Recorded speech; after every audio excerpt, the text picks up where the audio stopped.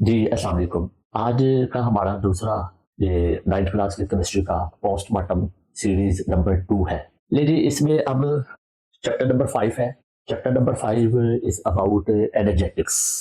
अब जरा सुनिएगा कि एक बात को उन्होंने कितनी दफा रिपीट किया। पेज नंबर 68 है, यहाँ पे शुरू वाले पैराग्राफ में, if a reaction is accompanied with the evolution of heat is called exothermic reaction, and if the heat is absorbed during the reaction is called endothermic reaction।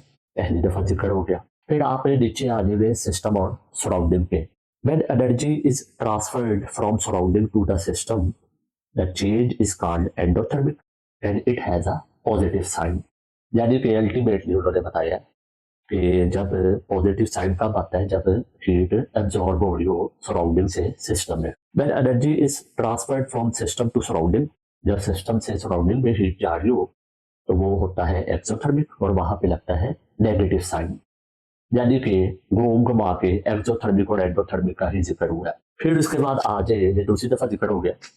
Page number 70 पे exothermic और endothermic के बारे में उन्होंने बताया है। Chemical reaction in which heat energy is evolved are called exothermic reaction, दोबारा से, while those in which heat energy is absorbed are called endothermic reaction। तीसरी दफा इन्होंने ये जिक्र कर दिया बात बदल बदल के कि एक्सोथर्मिक रिएक्शन क्या होती है, एंडोथर्मिक रिएक्शन क्या होती है। अगर मैं उसके नीचे वाला पैराग्राफ पढ़ूँ ना तो उसमें भी यही बात हुई हुई है।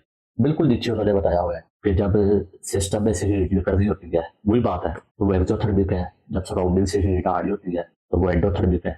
बस ये है कि उसमें टेम्परेचर का जिक्र है। अगर देखा जाए तो ये टोटल 4 दफा जिक्र हुआ है कि एक्सोथर्मिक और एंडोथर्मिक रिएक्शन क्या होती है। इतनी ज्यादा रेपिटेशन की क्या जरूरत थी? एक ही दफा एक्सोथर्मिक एंडोथर्मिक की हेडिंग देते, उसमें सारा कुछ बता बतू देते। बस वही बात है ना, चैट जीपीटी का ये सारा मसला है, सारी गलती उसकी है।